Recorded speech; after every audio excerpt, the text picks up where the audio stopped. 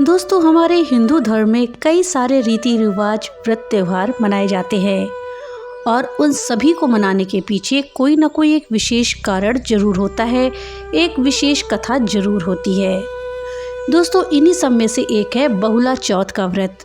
दोस्तों, क्या आपने कभी सोचा है कि बहुला चौथ का व्रत क्यों किया जाता है? आखिर सबसे पहली बार इस व्रत को किसने किया था? कैसे हुई थी इस व्रत की शुरुआत? दोस्तों, आज इस वीडियो में हम इसी विषय में जानेंगे। इस जानकारी के लिए वीडियो में हमारे साथ अंत तक बने रहिएगा, जिससे कि आपको सही और सटीक जानकारी प्राप्त हो पाए। नमस्कार दोस्तों, राधे राधे। आपके हमारे चैनल ज्ञान शास्त्र में आप सभी का स्वागत है। भाद्रपद मास के कृष्ण पक्ष की चतुर्थी तिथि को बहुला चतुर्थी या फिर बहुला चौथ के नाम से व्रत मनाया जाता है। बहुला चतुर्थी का व्रत संतान की सुरक्षा के लिए किया जाता है। इस दिन व्रत करने वाली महिलाएं गाय और उनके बछड़े के अलावा भगवान शिव, माता पार्वती, भगवान श्री कृष्ण, भगवान कार्तिकेय और गणेश जी की मिट्टी की प्रतिमा बना करके पूजा करती हैं। हिंदू मान्यताओं के अनुसार इस दिन व्रत और पूजन करने से संतान, संपत्ति, समृद्धि की प्राप्ति होती है। इस व्रत को संतानवती स्त्रियां अपनी संतान की रक्षा के लिए करती हैं और मान्यता है कि इस व्रत के प्रभाव से संतान की रक्षा होती है और निसंतान लोगों को संतान की प्राप्ति होती है।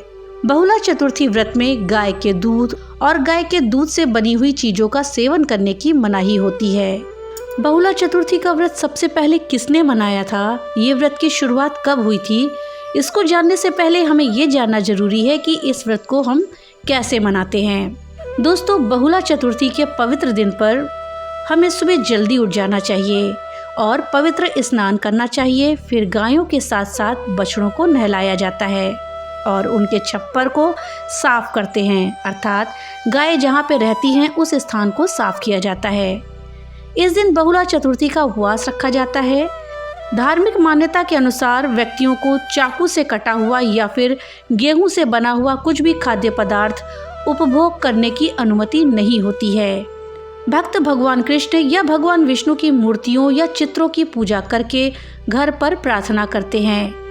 धूप, फल, फूल, चंदन का उपयोग देवता की पूजा के लिए किया जाता है। इसके साथ ही भक्त भगवान विष्णु और भगवान कृष्ण के मंत्रों का उच्चारण करते हैं और उनका ध्यान करते हैं। शाम के समय के दौरान भक्त बछड़ों और गायों की पूजा करते हैं, जिसे गोधूली पूजा के नाम से जाना जाता है। और अगर भक्त के पास कोई गाय नहीं है तो वो गाय और बछड़े की तस्वीर की भी पूजा कर सकते हैं और उनकी प्रार्थना करते हैं। दोस्तों, कहा जाता है कि बहुला चौथ का व्रत सबसे पहले बहुला नाम की एक गाय ने रखा था, जब भगवान कृष्ण ने उसकी सत्यनिष्ठा और धर्मपरायणता की परीक्षा ली थी। दोस्तों, चलिए जानते हैं कि आखिर भगवान श्री कृष्ण का इस व्रत से क्या संबंध है। बहुला चतुर्थी व्रत भगवान श्री कृष्ण से जुड़ा हुआ है। इस व्रत से संबंधित एक बड़ी ही रोचक कथा प्रचलित है। इसके अनुसार जब भगवान विष्णु का कृष्ण रूप में अवतार हुआ था, तब इनकी लीला में शामिल होने के लिए देवी देवताओं ने भी गोपियों का रूप लेकर के अवतार लिया था। कामधेनु नाम की गाय ने मन में ही भगवान श्री कृष्ण की सेवा का विचार किया और अपने अंश से बहुला नाम की एक गाय बनकर नंद बाबा की गौशाला में आ गई। भगवान श्री कृष्ण का बहुला गाय से बड़ा ही स्नेह था। एक बार श्री कृष्ण के मन में बहुला की परीक्षा लेने का विचार आया। जब बहुला वन में चर रही थी, तब भगवान सिंह के रूप में प्रकट हुए और मौत बनकर सामने खड़े सिंह को देख करके बहुला भयभीत हो गई, लेकिन हिम्मत करके सिंह से बोली, हे वनराज, मेरा बछड़ा भूखा है। बछड़े को दूध पिलाकर मैं आपका आहार बनने वापस आ जाऊंगी। सिंह ने कहा कि सामने आए आहार को कैसे जाने दूं? तुम वापस नहीं आई तो मैं भूखा ही रह जाऊंगा। बहुला ने सत्य और धर्म की शपथ लेकर के कहा कि मैं अवश्य वापस आऊंगी। बहुला की शपथ से प्रभावित होकर सिंह बने श्री कृष्ण ने बहुला को जाने दिया। बहुला अपने बछड़े को दूध पिला करके वापस वन में आ गई। बहुला की सत्यनिष्ठा को देखकर श्री कृष्ण अत्यंत प्रसन्न हुए और अपने वास्तविक रूप में आकर के कहा कि हे बहुला, तुम्हारी परीक्षा में तुम सफल हुई। अब से भाद्रपद चतुर्थी के दिन गौ माता के रूप में तुम्हारी पूजा होगी। तुम्हारी पूजा करने वालों को धन और संतान का सुख मिलेगा। इस दिन श्री गणेश जी की चतुर्थी तिथि होने के कारण से संकष्टी चतुर्थी और बहुला चतुर्थी व्रत रख करके भगवान कृष्ण की पूजा भी की जाएगी। इस तरह से बहुला चतुर्थी का व्रत शुरू हुआ और तब से आज तक ये व्रत मनाया जाता है। दोस्तों चलिए जानते हैं कि इस व्रत को करने की क्या विधि है, हमें किस तरह से इसे करना चाहिए। दोस्तों इस दिन सुबह जल्दी उठ करके स्नान आदि करके व्रत के नियमों का पालन करने का निश्चय करें और प्रातः काल में ही गौ माता और उसके बछड़े को स्नान आदि करा करके हल्दी, चावल, फूल, रोली से पूजा करें। उसके बाद गाय को चारा, रोटी, गुड़ और हरा चारा आदि अर्पित करें। फिर मिट्टी या धातु की गणेश जी की प्रतिमा की स्थापना करके धूप, दीप, नैवेद्य, दूर्वा, मोदक इत्यादि अर्पित करें। इसके बाद बहुला चतुर्थी की व्रत कथा का श्रवण करना अनिवार्य होता है।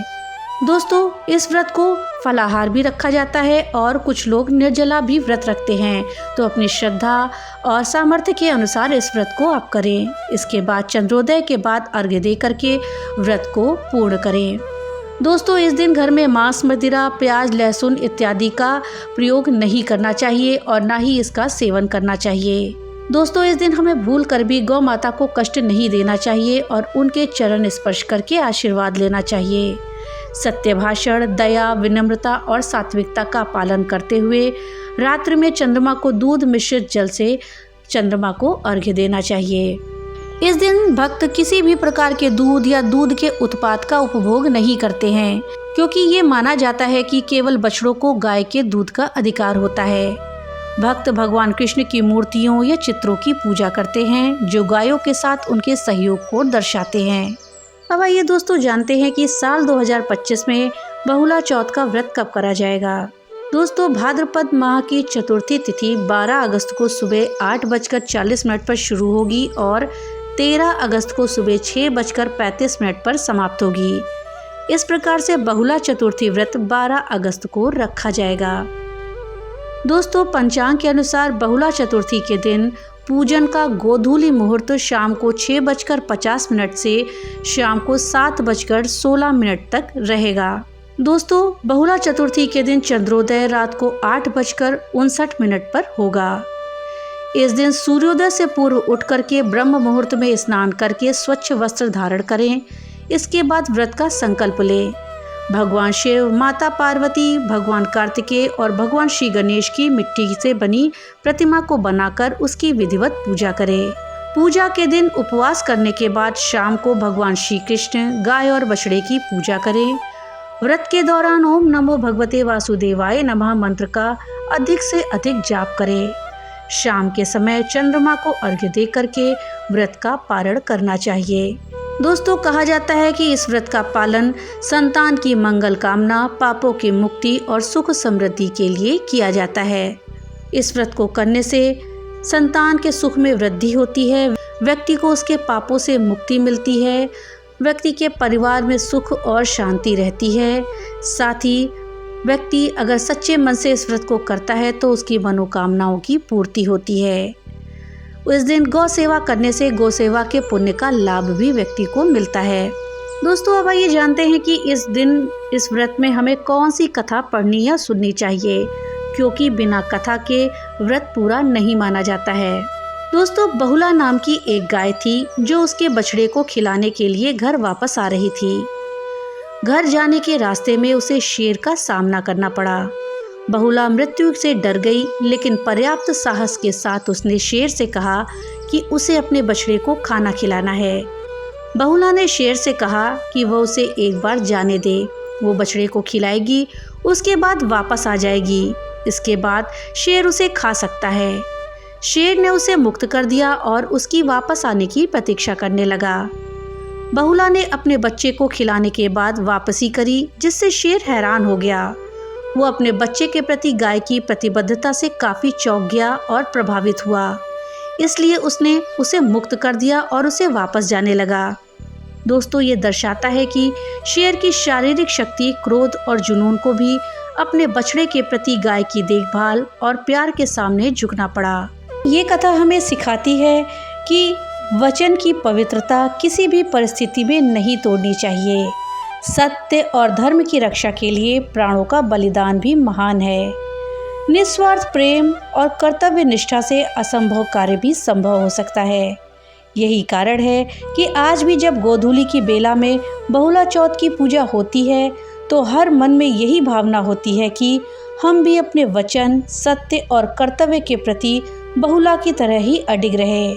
दोस्तों, ये थी बहुला चौथ की वो अद्भुत और प्रेरणादायक कथा जिसमें एक साधारण सी गाय ने अपने वचन और धर्म और मातृत्व के लिए ऐसा बलिदान दिया कि स्वयं भगवान श्री कृष्ण भी उसकी महिमा गाने लगे। ये कहानी हमें ये सिखाती है कि चाहे परिस्थिति कितनी भी कठिन क्यों ना हो, सत्य और वचन का साथ कभी नहीं छोड़ना चाहिए। दोस्तों, इस बहुला चौथ का जो पालन करता है उसकी सभी मनोकामनाएं पूरी होती हैं। व्यक्ति को मानसिक तथा शारीरिक कष्टों से छुटकारा मिलता है। जो व्यक्ति संतान के लिए व्रत नहीं रखते हैं उन्हें संकट, विघ्न और सभी प्रकार की बाधाएं दूर करने के लिए इस व्रत को अवश्य करना चाहिए। बहुला चतुर्थी के दिन गाय की पूजा करने के बाद किसी गौशाला में हमें दान अवश्य करना चाहिए। ऐसा करने से घर में कभी भी धन धान्य की कोई कमी नहीं होती है। बहुला चतुर्थी के दिन किसी गरीब या ज़रूरतमंद व्यक्ति को कच्चा अनाज, भोजन या वस्त्र दान करने से आपके रुके हुए काम पूरे होने लगते हैं और घर में उन्नति होती है। इस दिन भगवान श्री कृष्ण को माखन मिश्री का भोग अवश्य लगाएं।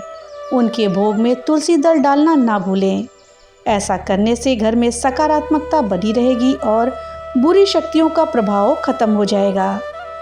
भगवान श्री कृष्ण को पीले वस्त्र अर्पित करें। ऐसा करना आपके जीवन में तरक्की और सम्मान को बढ़ाने में मदद करता है। इस दिन बछड़े सहित गाय की सेवा तो जरूर करें। ऐसा करने से आपके बच्चे का स्वास्थ्य हमेशा उत्तम बना रहेगा और उसे कभी कोई रोग से परेशानी नहीं होगी। तो दोस्तों, ये थी जानकारी बहुला चौथ के विषय में। जानकारी आपको कैसी लगी हमें कमेंट बॉक्स में लिख करके ज़रूर बताइएगा। तो मिलते हैं अगली नई वीडियो के साथ। तब तक के लिए राधे राधे।